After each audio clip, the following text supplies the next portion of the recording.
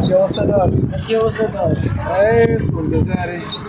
আমাকে একটা মুরগি টুরগি পাইতেছি না চলছে চাপাটা মারনো ভালো দেখ ডাইনে বামে আশেপাশে এই সুমিতারা দেখা যাইতেছে তো এই